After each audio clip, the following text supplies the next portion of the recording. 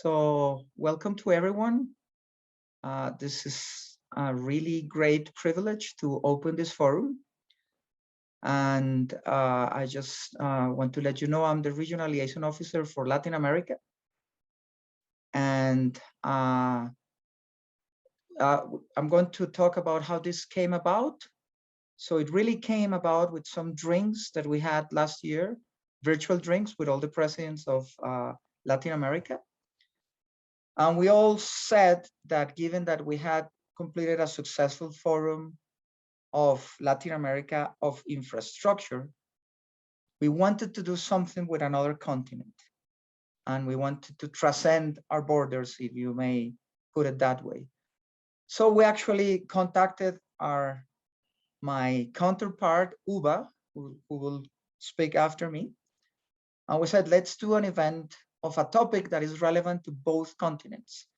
And after a brainstorming session and some discussions, we all decided that migration was certainly something that was of relevance to both geographies.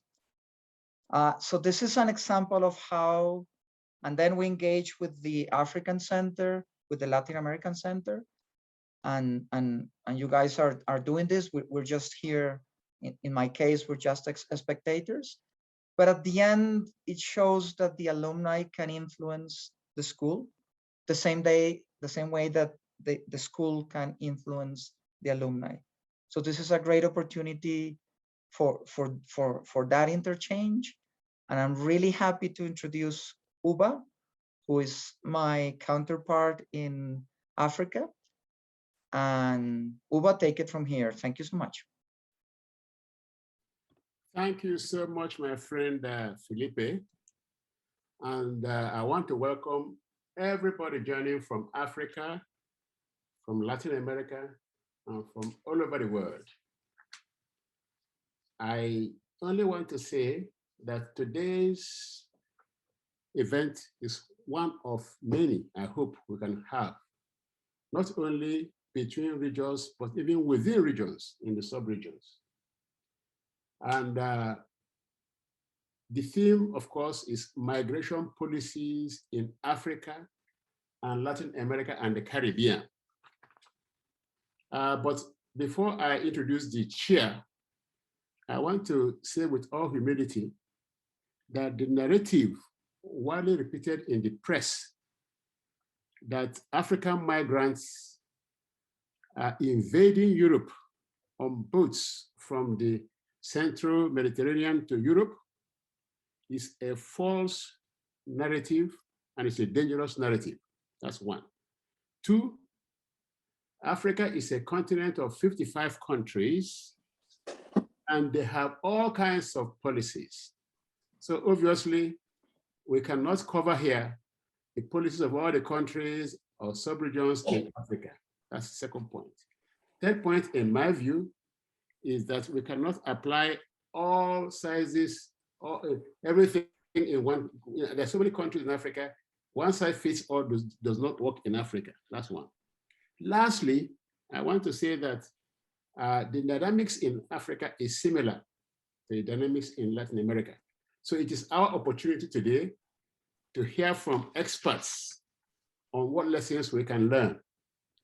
With that now, permit me to introduce the chair of today's event. We are so fortunate to have a very experienced professional. It's difficult to get. We're so happy to have her, Dr. Megan Ribon. Megan is a British Academy postdoctoral fellow in the LSE Latin America and the Caribbean Center. Megan works on migration, citizenship, and gender in Latin America with a focus on Chile. She was previously an LSE fellow in human geography in the Department of Environment and continues to teach in the department. Megan received her PhD degree from Queen Mary University in London. She holds an MPhil in Latin American Studies from the University of Cambridge and a BA honors from the University of Canterbury, New Zealand. So she is everything everywhere, but not yet an alum. One day she will be an alum as well. She is a member of the editorial board of the Journal of Latin American Studies. It is indeed my great pleasure to invite Megan to host and share this event. Thank you so much. Thank you so much for that lovely introduction.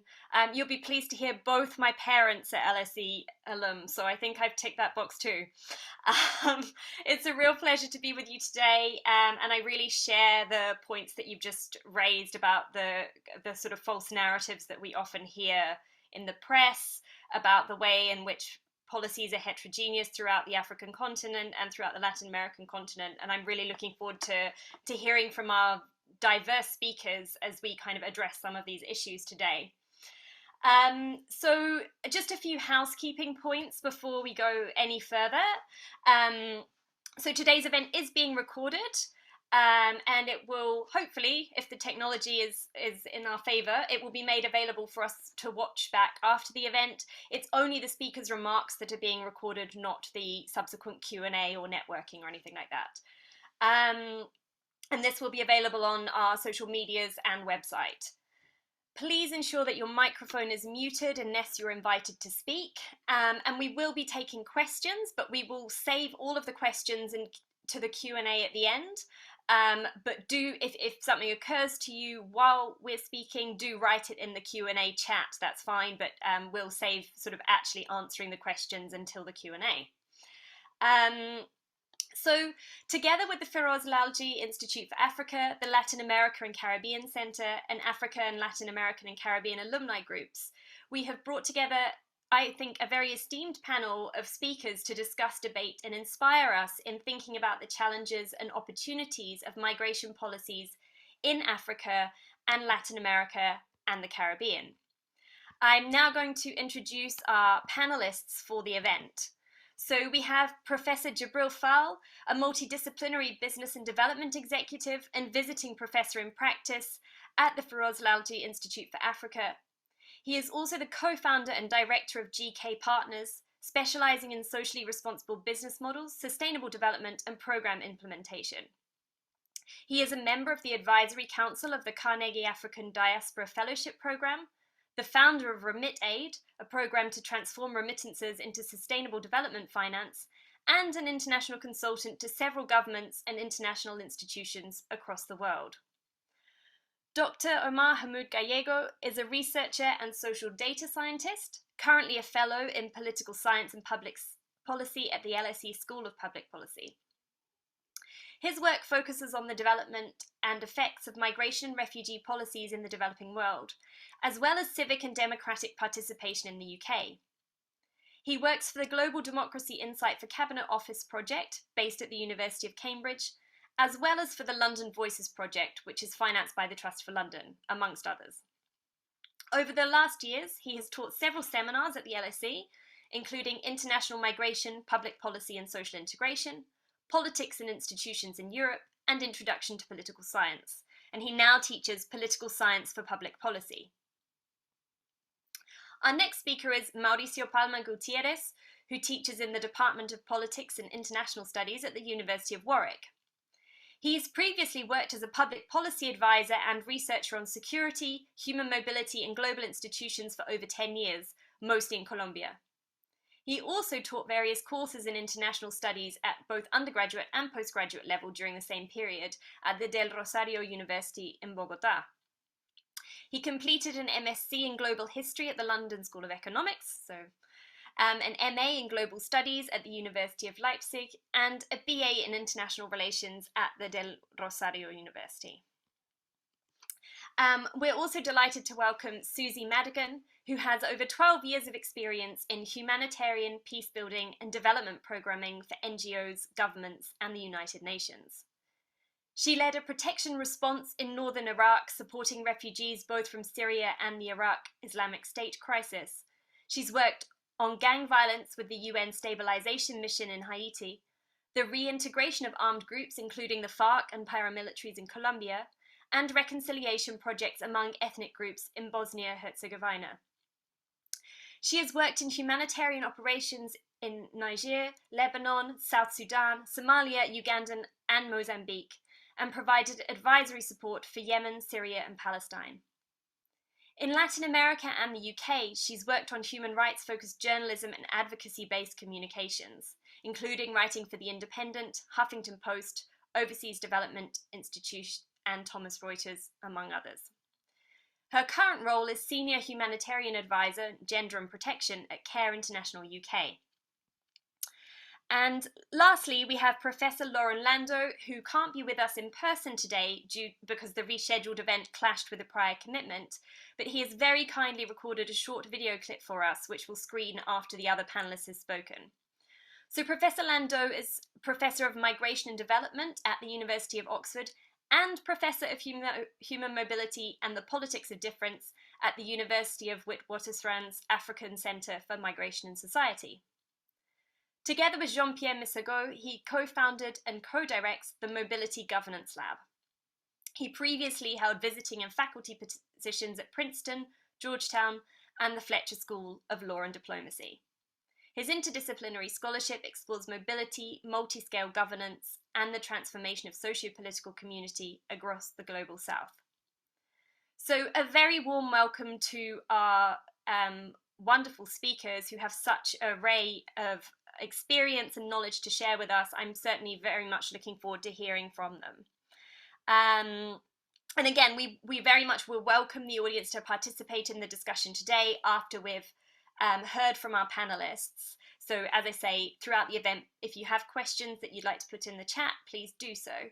And include your name and affiliation if possible when you do this. And just before we get to the speakers, to sort of bring us all together a bit more, we would like to invite the audience to participate in a quick poll with a couple of questions about migration, which you can hopefully see coming up now. I've got the answers here in front of me, so I won't participate, but please do respond before we welcome in our speakers.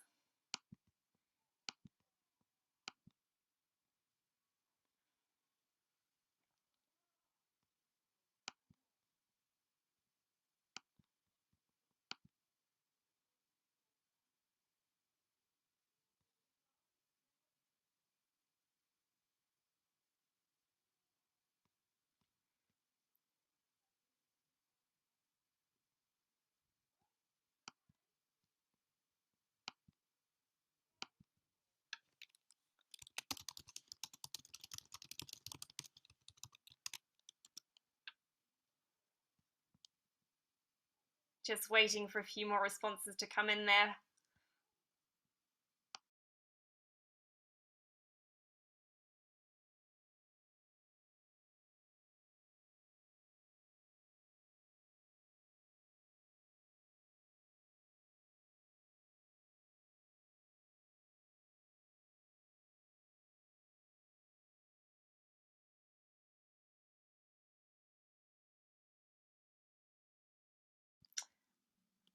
Okay, there we go. So how many of you got this right?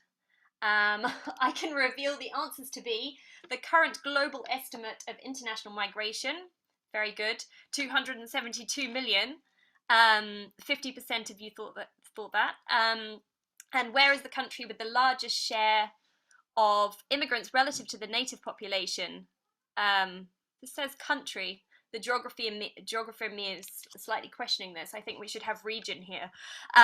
So Arabian Peninsula is right. Okay, thank you everyone for participating in that. We'll come and have another poll later in the discussion. But now I want to hand over to our speakers. And first I would like to invite Dr. Hamoud Gallego to speak to us. Thank you very much. Oh, thank you again. Thank you so much, and look forward to hear from the audience and the other speakers. But anyway, so what I'll do now very briefly is try to talk to you about asylum policies in Latin America.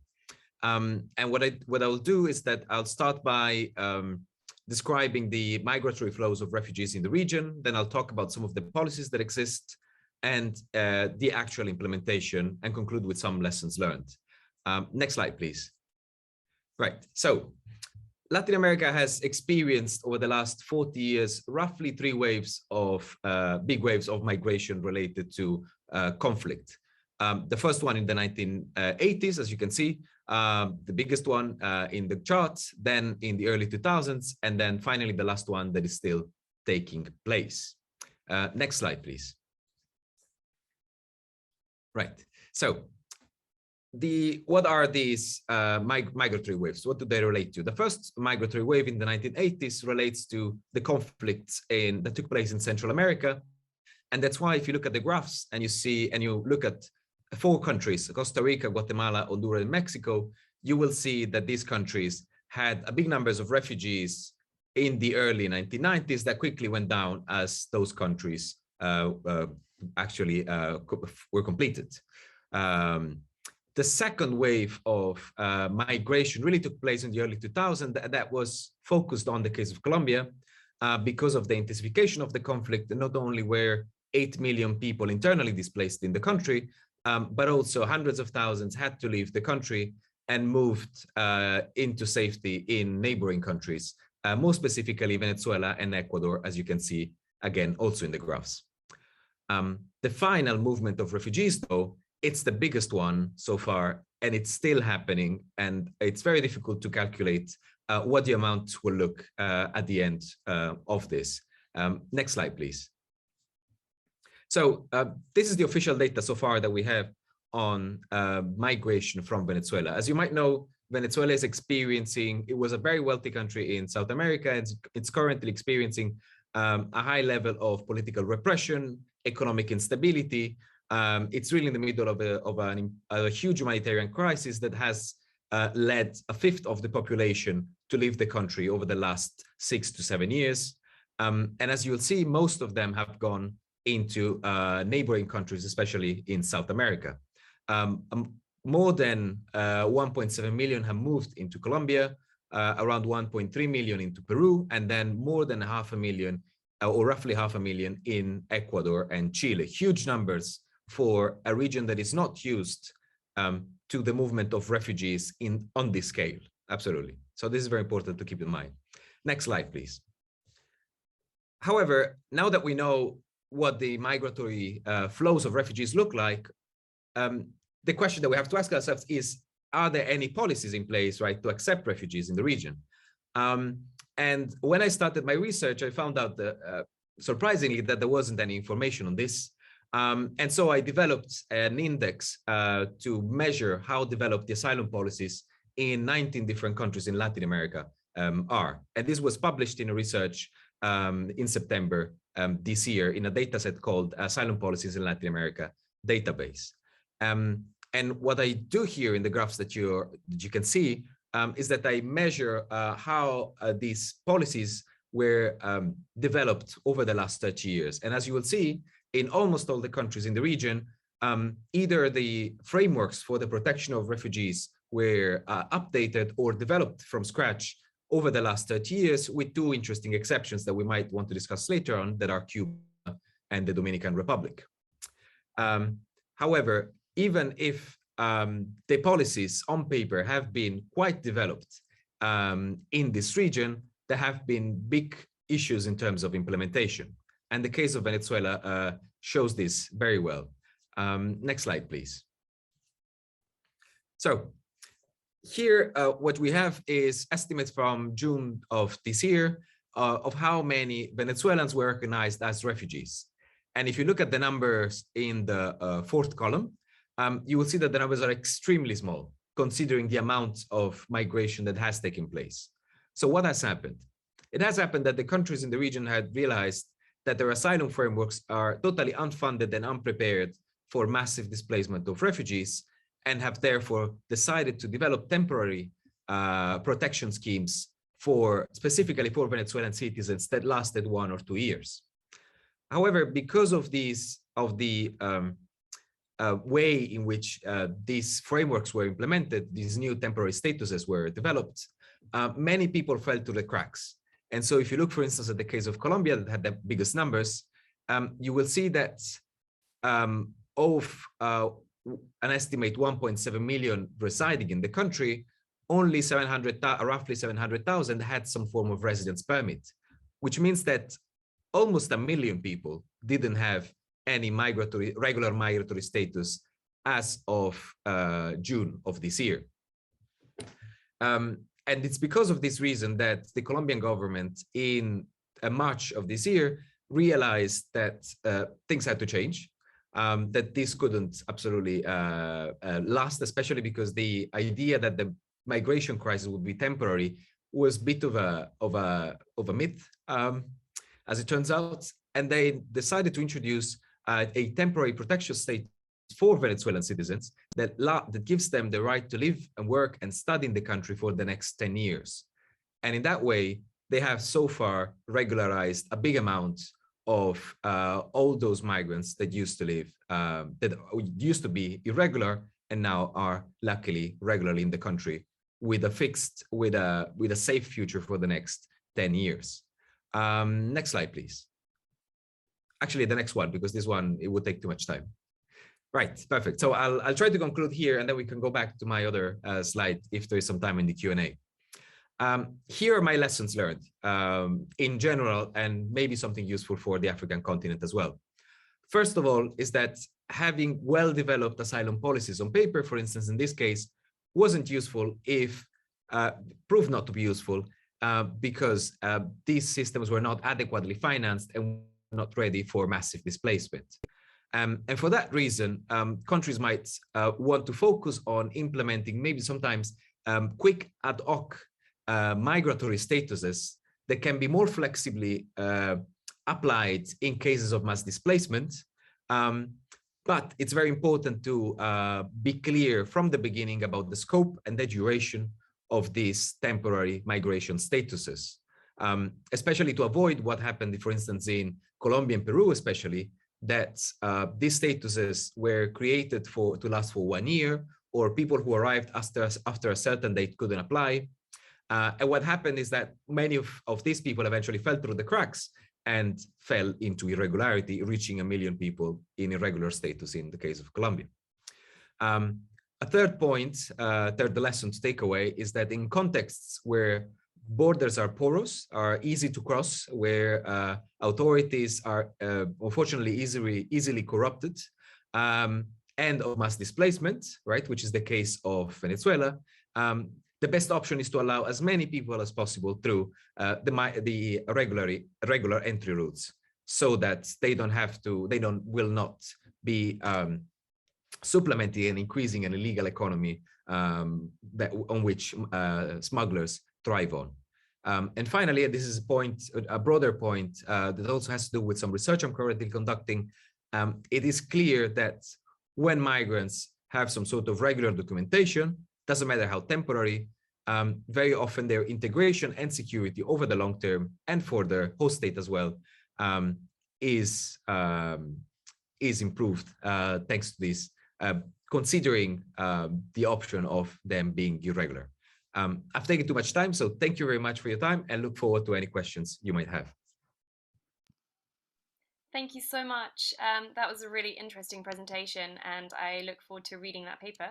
I'm going to go immediately now to Professor Fall, if you would like to speak to us. Thank you. Thank you very much, Dr. Rybon, and thank you to the alumni groups for bringing us together on this webinar. I will focus on 3 main themes. One is the context of African migration. Second would be seminal dates in migration policy in Africa. And third would be observations, perhaps rather than lessons, on African migration. When we speak of African migration, we are not talking about, for the purposes of today, of non-Africans coming into Africa, because those numbers are relatively small, and in most cases, they do not pose any major policy controversy. In fact, they are often privileged, in a privileged position.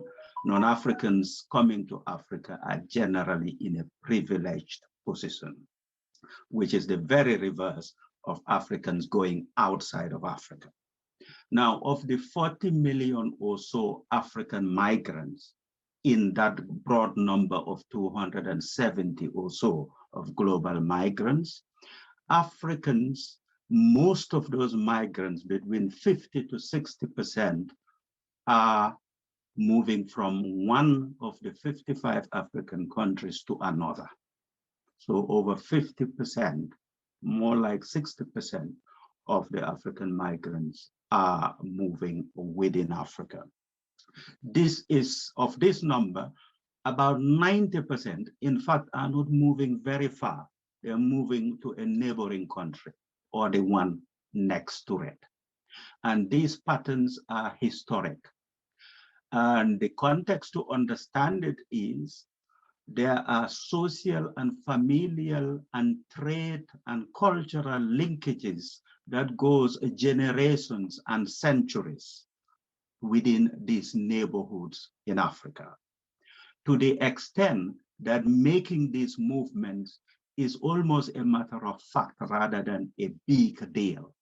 The impediments and the policy issues are resulting from the imposition of original colonial boundaries, which were generally arbitrary in relation to the people's demographic and sociocultural organizations, and in these days, broad national policies that are imposed. But the patterns still exist irrespective of these limitations that we find. And people migrate seasonally still. There's a lot of seasonal migration for work, mainly land-related work and trading-related work. And there are movements for settlement, and unfortunately, there are also forced movements due to conflict or, in more recent years, environmental problems. That, broadly speaking, gives the context of migration within Africa. To what extent do we have integration and good reception, as it were, within the countries of destination? And I think you would want to say that, broadly speaking, from a social perspective, you have a very integrative approach, whereas politically you tend to have tensions. For the countries, because of that cultural background, the arbitrary nature of the borders, it is not remarkable at all in many cases for communities to migrate into a neighboring country, a different jurisdiction, through intermarriage, through long-established familial and community networks. Therefore, the relationship is as harmonious as if, in fact, it was one country. We have examples that with Gambia and Senegal, particularly. I'm from Gambia. And in Senegal, we have parts of Togo, Ghana, Nigeria, Benin. Almost every grouping that you look at, you will find those dynamics. You do have tensions from the political and administrative level, where nation states demand to sort of assert their sovereignty and bring in some of the citizenship and regulatory rules that tend to create tension.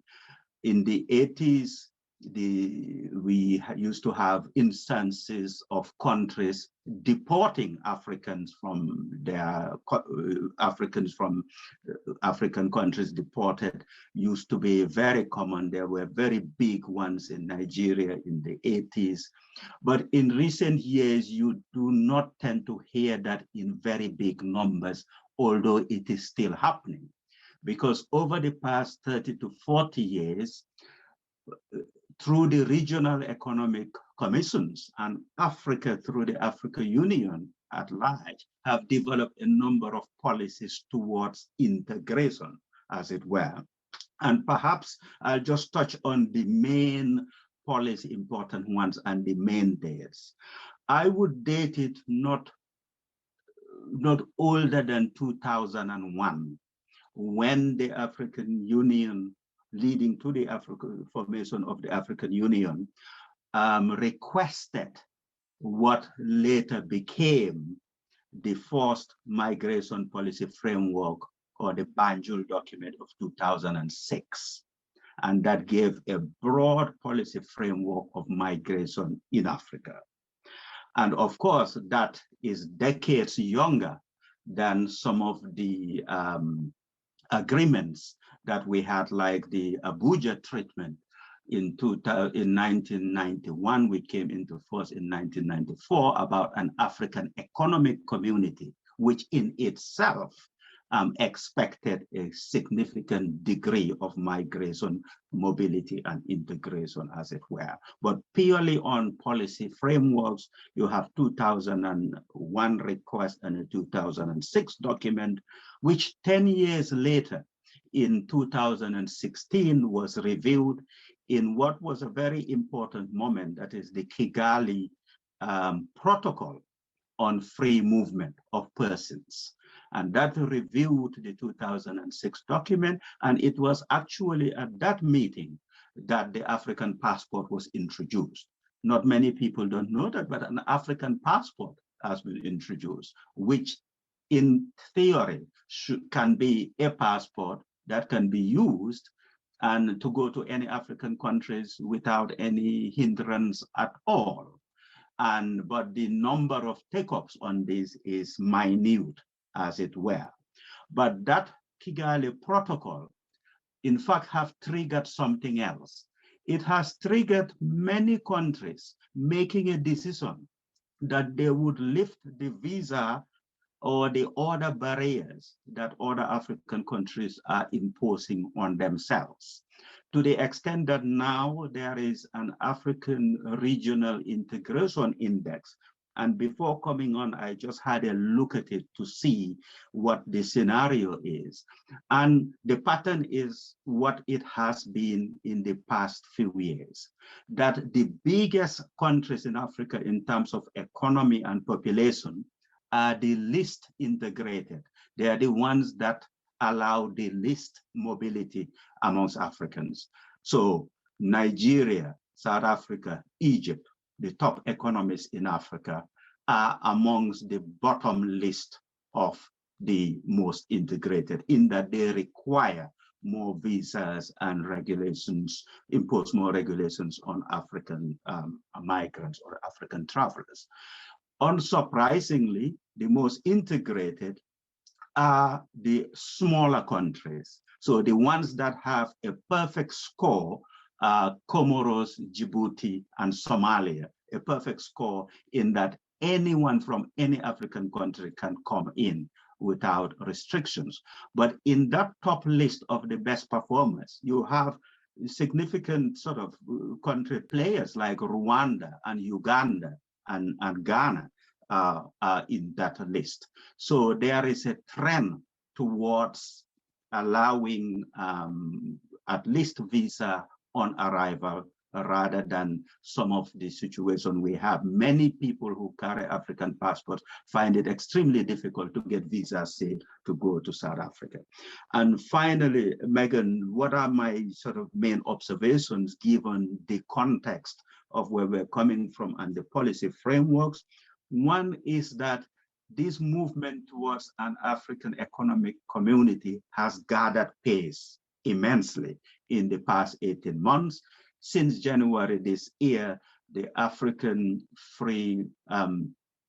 Continental Free Trade Area is a reality, headquartered in Ghana, and that trade part is pushing free movement of persons as well, rather than just goods. And I think that momentum will help integration.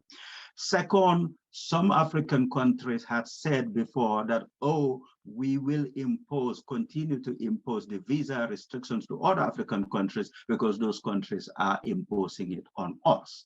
But Rwanda, Ghana, Uganda had come out of that sort of straitjacket and said, we will open up and give you visa on demand, irrespective of whether you give that to a citizen. And I think that we will find that trend moving. And it includes small countries like Seychelles and nice island states who people would fear, or if we open up our borders, everyone would come. That is not the case. They've opened up their borders in terms of making mobility easy, and they are not being sort of overwhelmed. And thirdly is all of this now, I think, would be mediated through the Global Compact on Migration, which is the fourth global framework on migration. Thank you so much. Thank you so much. That was really interesting to hear from you. Thank you very much for your remarks. And now I think we'll turn to Mauricio Palmer Gutierrez, if you're ready to speak. Thank you. Yeah, hi. Can you all see my PowerPoint? Yeah? Yes. Yes. So thank you very much for the invitation. Well, I will talk about South America particularly. Building upon previous interventions, I want to focus on the recent history of cross-border mobility in South America. And I want to start from the decade of the 2000s. And at the time, there was some sort of momentum to launch different initiatives, such as the South American Conference on Migration under the UNASUR umbrella. UNASUR is an intergovernmental organization. And some scholars have mentioned this to be a first step towards the formalization of free mobility in the subcontinent. And this is also an important development at the side of the mobility agreement under Mercosur, that's a sub-regional agreement. And also it was very important in the framework of the continuation of the introduction in national constitutions and national normatives of the extended definitions of refugees according to the 1984 Cartagena Declaration on refugees.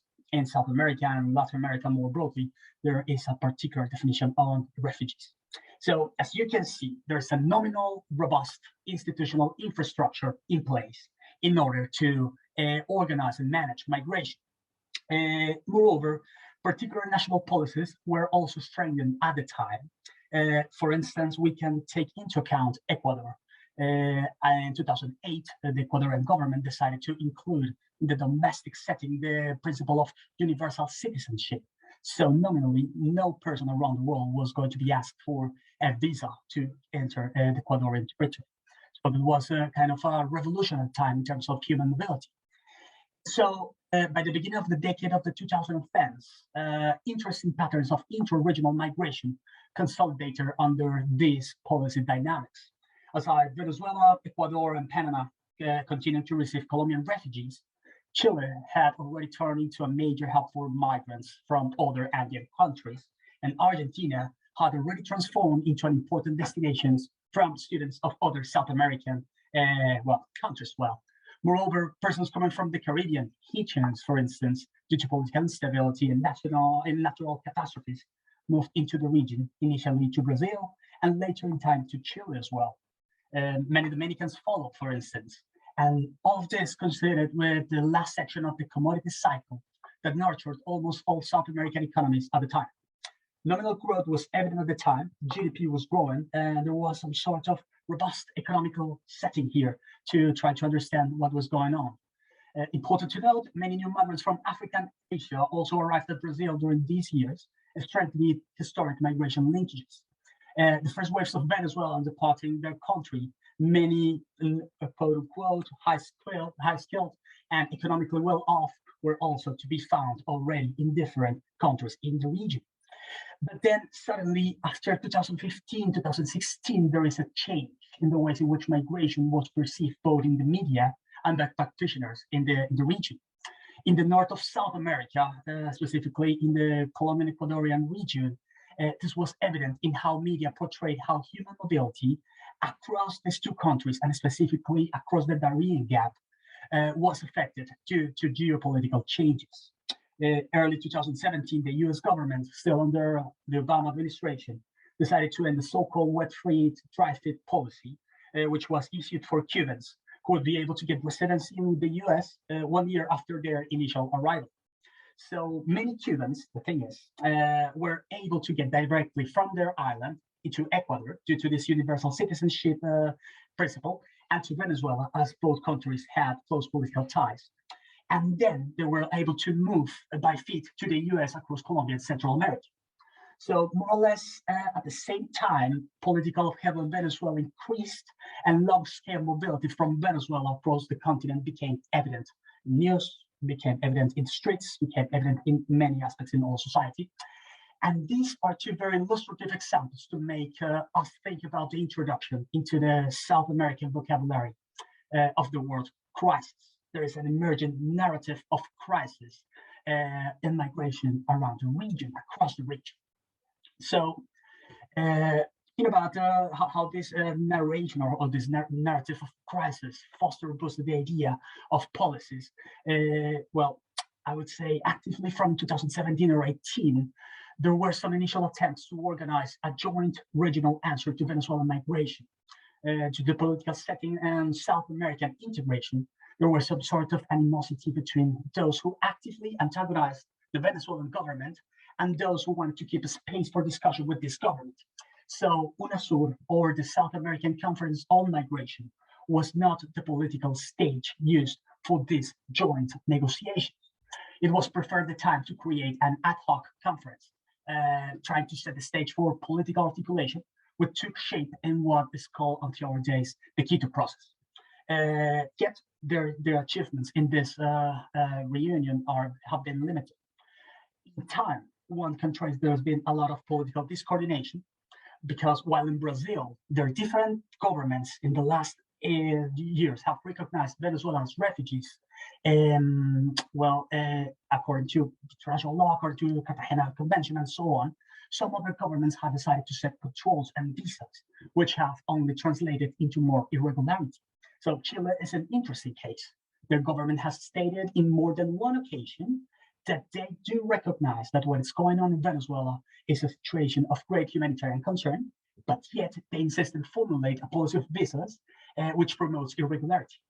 Meanwhile, in Colombia, a case that seems to have the support of the liberal international community after announcing that this year that they will grant residency to over 1 million of irregularized, and I am talking about irregularized and not irregular migrants. Much has not been said about the conditions of this policy, which is embedded in a controversial reading of what national security might mean. And of course, I also must mention in this intervention COVID-19, as it has been the case elsewhere, and using the words of Martina Pazzioli and Maurice Steele, this pandemic has been used as an excuse for disciplining and controlling migrants and migration under the umbrella of exceptionality. Several persons have been expelled in the region, from Chile or from Colombia or from Peru, and that's not the same as deported, and a whole new vocabulary to try to deal through politically conceived means, trying to get out of the regional and also international frame of norms have been used under the umbrella of hygienic security discourses. So I see here an evident clash with humanitarian law at this point. So finishing my intervention, a final point, and thinking about the lessons from the South American experience into some other experience around the world, I do want to keep in mind that at this point, migrants, activists, migrants associations, confessional organizations, and many other types of organizations that work from the terrain, that work from field, that are currently there at the border or in any other places around the region, are an invaluable assets. Many times, while politicians, policymakers, and sometimes technical officers are embedded and constrained by the day-to-day politics of the so-called crisis, these organizations help to articulate flexible and responsible answers to the constant demand of mobility in the region. I see that this has been the case during COVID, with thousands of persons looking to get to Venezuela from different locations in South America after losing their jobs, or currently in the midst of long-scale displacement of extracontinental communities across the Americas, such as thousands of Haitians trying to get to the US, as it has been reported recently. So yeah, that's it for now. Thank you very much. Thank you so much, Mauricio. And now I'd like to pass over to Susie Madigan to give us her perspective. Thanks.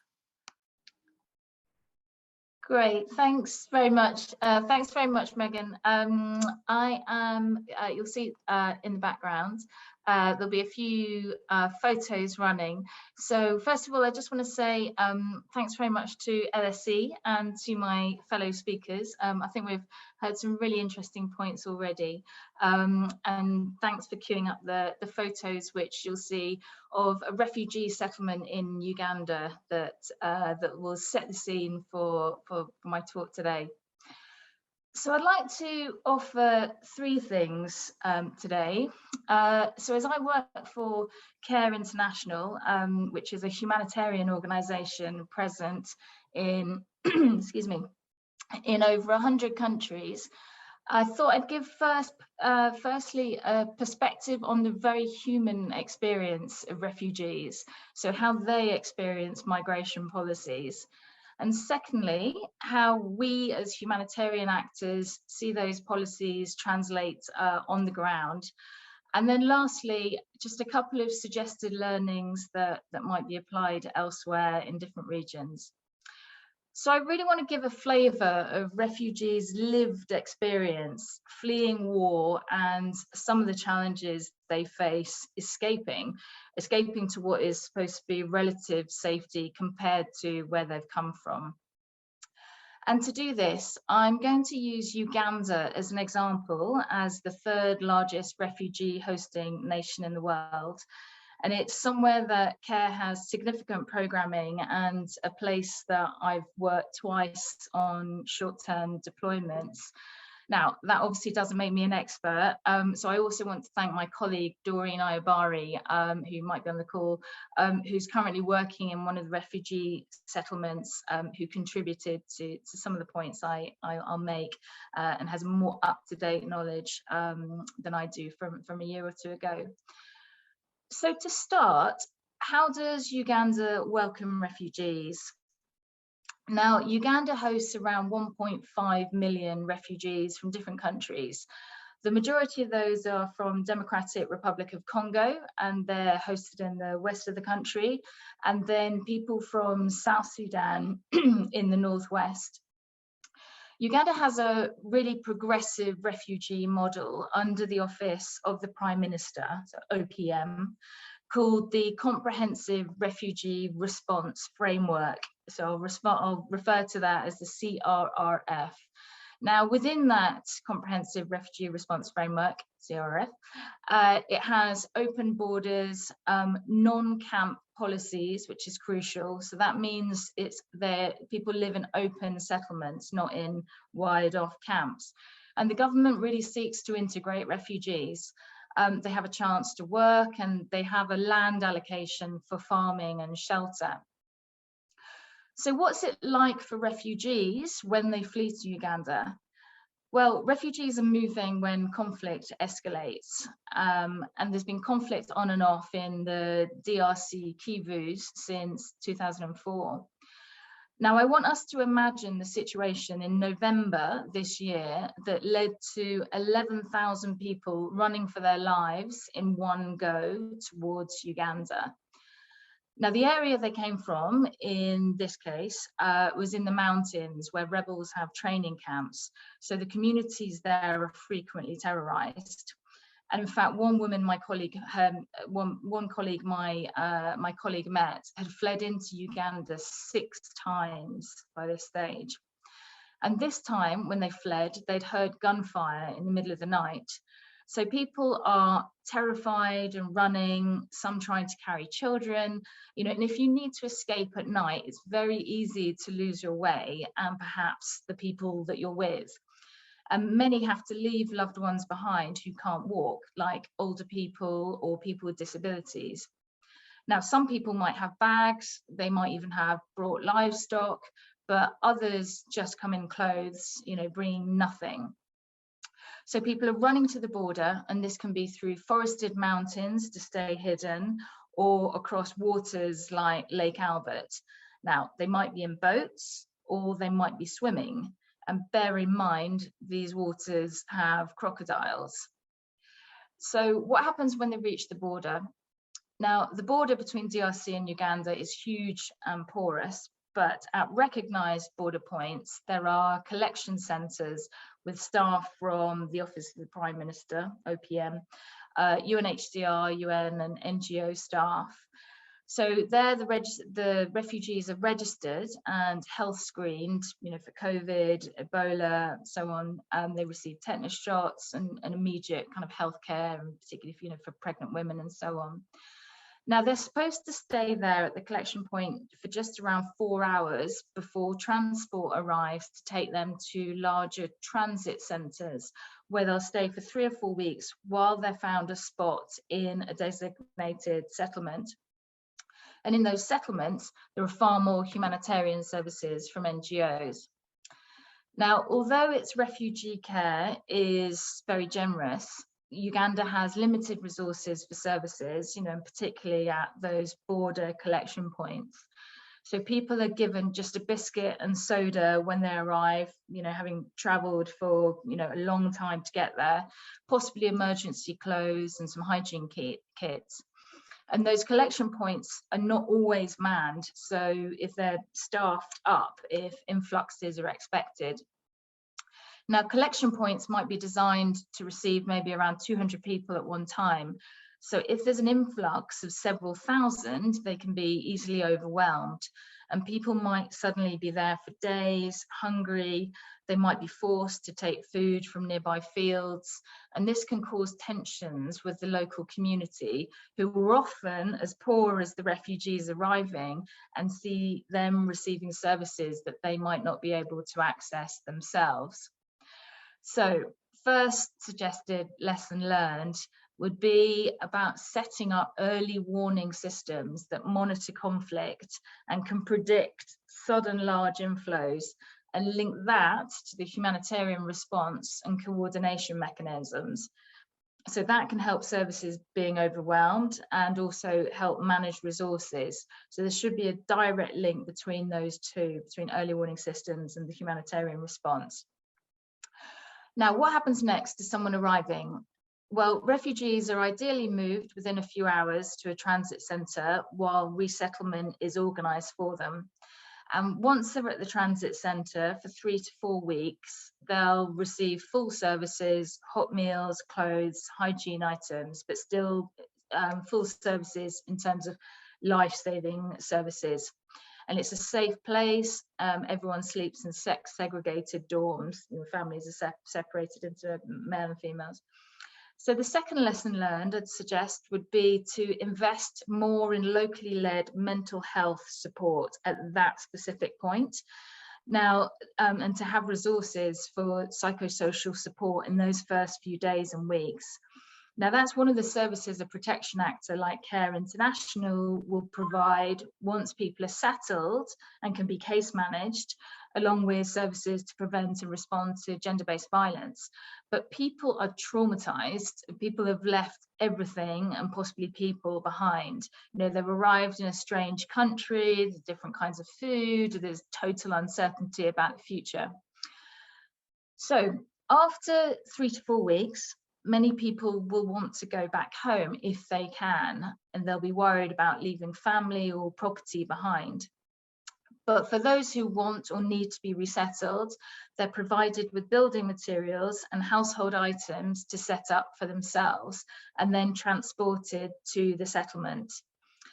Now, refugees, when they're moved to the settlement, are given a small plot of land, construction materials, tarpaulins, mosquito nets, and so on, blankets, and so on.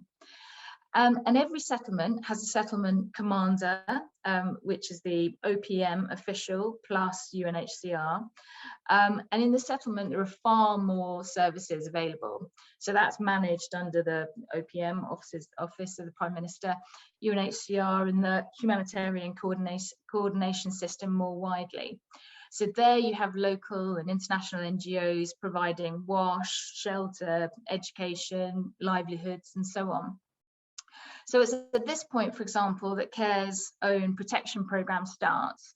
And we talk to refugees about gender-based violence protection, community protection services, sexual and reproductive health needs, etc. So this outreach and dialogue is absolutely crucial. And this leads me to my third lesson learned. It's important, really important, to work out how to achieve meaningful participation. So that's important participation of refugees in their response. And it's important not only for individual service providers like my own organisation, but the refugee response as a whole.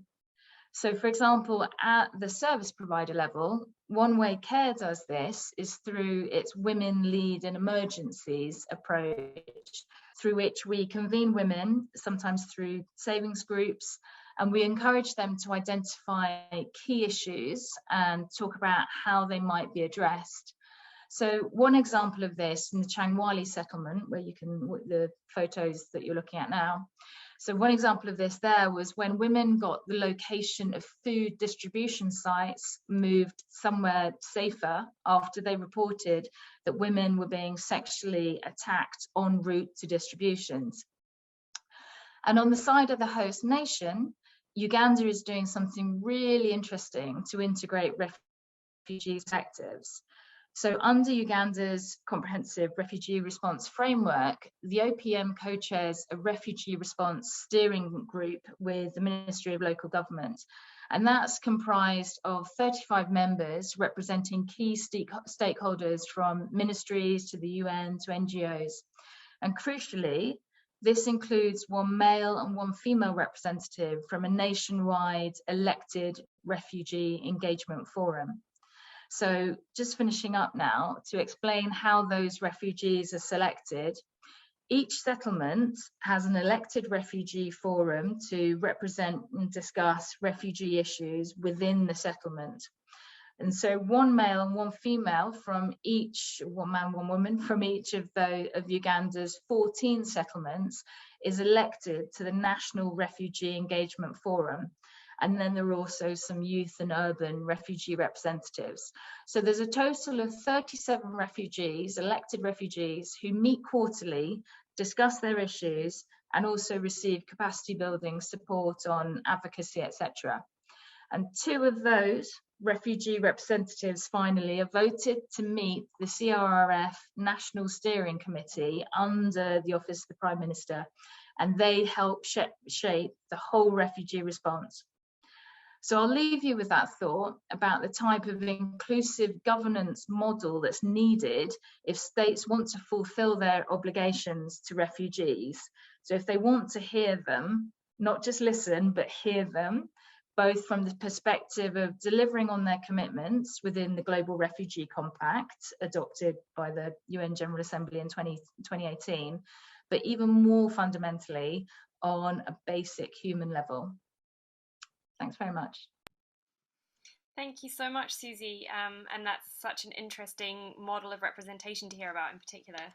Thank you. And now I think we're going to, we're running slightly behind, but not too bad. I think we're going to finish this section by screening a short video that Professor Lando has sent us.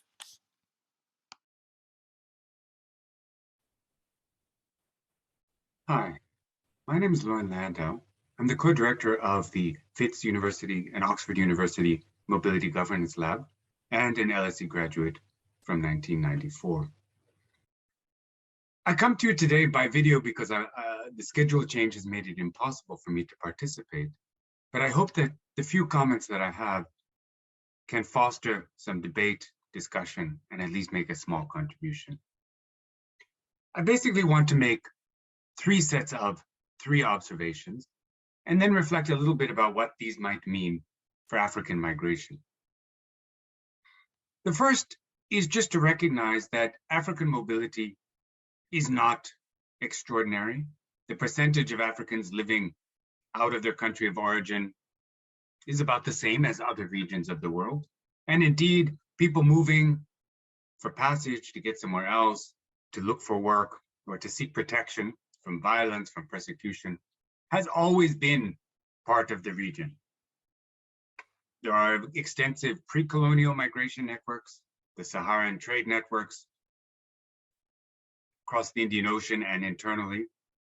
And these networks, to some degree, continue. Mobility is part of the continent, and it always has been, and it always will be.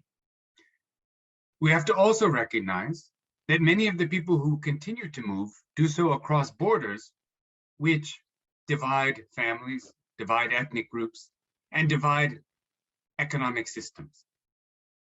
So many of these people who are now international migrants are really continuing the patterns of mobility that we've seen for hundreds of years. Of course, there are new patterns of mobility that have emerged in the past, people moving to Cote d'Ivoire, to South Africa, to Kenya, to other kind of regional hubs. And those continue. And those remain very important to the economies of both the sending and receiving countries. However, we should keep in mind that most people who are moving do so internally. They move to cities, they move to towns, they move seasonally to try to find work. And the vast majority, overwhelming majority, especially when we talk about sub-Saharan Africa, those who do move across international borders, most of them stay within the region, and most of them just cross into the neighboring country. So that's a bit of framing. What about the policy frameworks? Again, 3 comments. One, we have to keep in mind that for mobility within the continent, policy hasn't historically mattered that much. People move informally, they work informally. Enforcement, with some exceptions, has been fairly lax. And so de facto, there are widespread migration systems which are not unregulated, but largely unregulated outside of the state.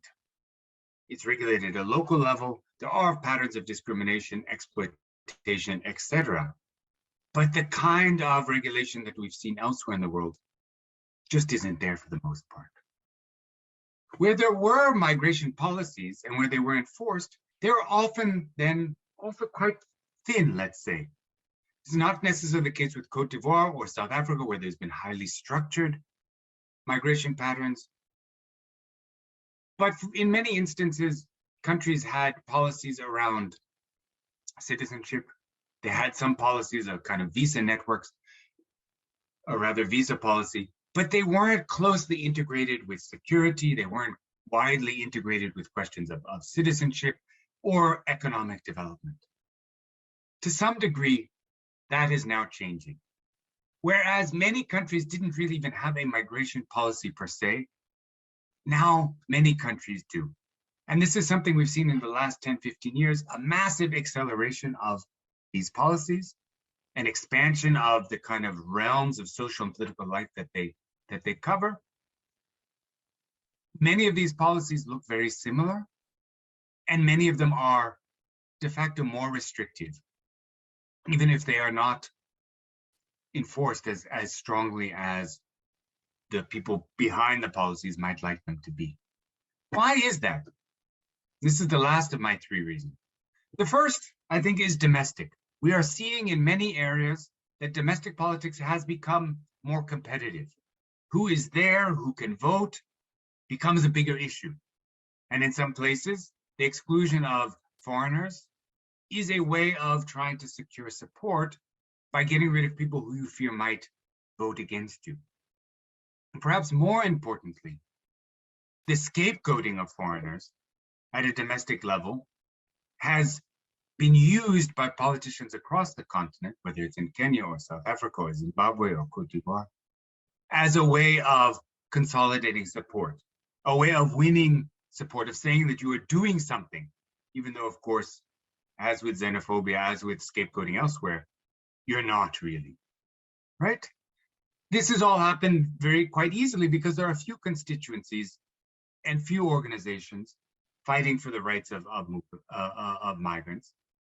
So even while you have the East African community talking about free movement of people, or SADC talking about it, de facto countries are becoming more and more restricted. This is in part due to global norm influence as well. What you see in Africa is a replication of those policies seen elsewhere. The Trumps, the Johnsons, the Belarusians, the others who become more restricted. That is something that states now do, a way of asserting sovereignty, a way of saying we are here and we are strong. And so this has become more normalized across the continent. But I think what is most important is that a lot of these things are being driven by external influence, particularly European funding, whether it's through IOM, the International Organization for Migration, or ICMPD, another of the organizations. You start to see the proliferation of migration policy mechanisms, migration control mechanisms, and millions and millions and millions of euros put into standardizing controls, building apparatuses to track migration, and sometimes hundreds of millions of euros into border management, which is effectively a form of military aid to try to strengthen borders and stop people from moving towards Europe particularly. But what it is doing is stopping people from moving internally, stopping people from integrating the region and creating barriers where there weren't before. So what does all of this mean for Africans? This time I've got 4 quick observations. The first is that it is disrupting livelihoods and families. As I began with, there are long-standing movements, generations of movements across borders, because that is how the economy has worked. That is how families have worked. Those are now being more firmly divided. And the second thing that that is doing is making people more vulnerable and less able to cope with economic and environmental precarity. And as environmental change becomes more acute, people need to move more, but unfortunately, it's going to be harder and harder for them to do so. The third consequence is a heightened militarization. And this means human rights abuses, it means corruption, it means a strengthening of coercive mechanisms within the continent supported by external forces, giving aid to organizations, bodies, parts of the government that really have not shown a concern with human rights, have not typically concerned themselves with the welfare of the population, and certainly not with the welfare of non-nationals. The last consequence is that Africa, as it tries to negotiate with Europe, and there's a forthcoming negotiation happening next year, as it tries to negotiate with Europe around its treatment of African migrants across the Mediterranean, it has lost its high ground. When big receiving states in Africa, the Kenyas, the Ghanas, the South Africas, are becoming more restrictive, it's also hard for them to then turn to the Europeans and say, now you should be open. Thank you for your time. I'm sorry that I can't be with you, but I hope to join you again soon. Thanks. Some really interesting comments there, and I'm sorry Professor Lando isn't here to speak with us, but we do have a wonderful group of panelists who are.